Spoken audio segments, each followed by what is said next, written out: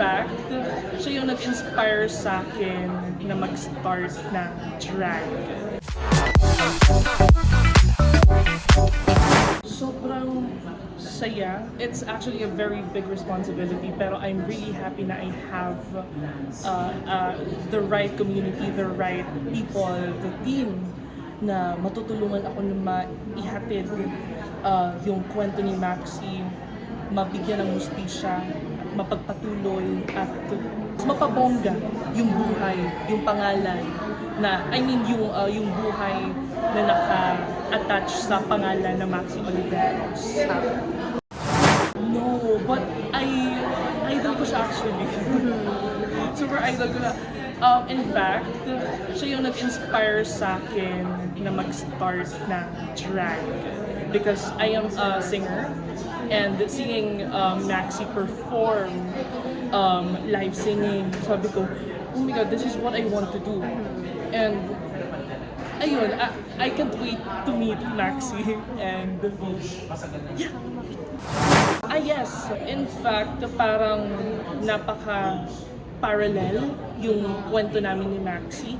Kasi Maxi is, in this new musical, is in her new world. And she was just introduced to the world of drag.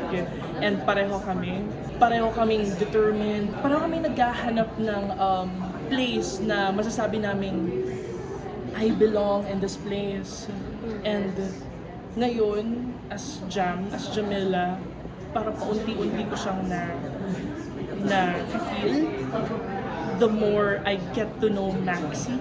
Kasi bawat rehearsal, meron akong natututunan na bago kay Maxi. Mas nagiging malalim ang relationship ko with myself. Mas nagiging ako. I think portraying Maxi, pinaka-fulfilling na part sa pag-portray ni Maxi is mas nakikilala ko kung sino. This musical is isa siyang napaka-importanteng piece at dapat mapanood ng karamihan.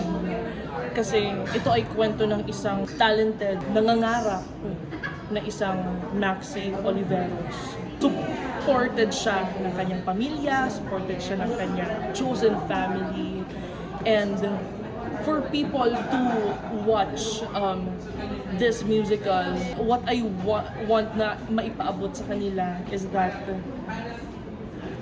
ang mga batang katulad ni Maxi na talented, determined, ang kailangan na lang nila ay suporta sa kanilang community, suporta mula sa kanilang bahay, suporta mula sa kanilang community, para may uplift siya. Kasi there's a lot of talented queer artists, young queer talented artists here in the Philippines na parang natatabunan or parang hindi sila confident enough to show up or to share their craft because marami pa rin tao, marami pa rin discrimination. Wala pang Soji Bill, wala pang ganun. And for people to watch this, sana mas ma-realize ng ating society na ganito ang kailangan natin. Kailangan natin protektahan ang isa't isa. Hindi lang ang LGBTQIA+. Kasi Soji Bill is about everyone. This is for everyone, and ang mundo na ginagalawan ni Maxi is very supportive, and I hope the world of Maxi can become the world that we live right now. Aspiring drag artists out there, ituloy nyo lang yan. Ipakita nyo kung sino kayo. Yun yung sinasabi sa akin ng mga drag sisters ko, yung mga co-cast ko. Ipakita mo kung sino ka. Kasi the right people will find you. And then, just continue being who you are. And sana,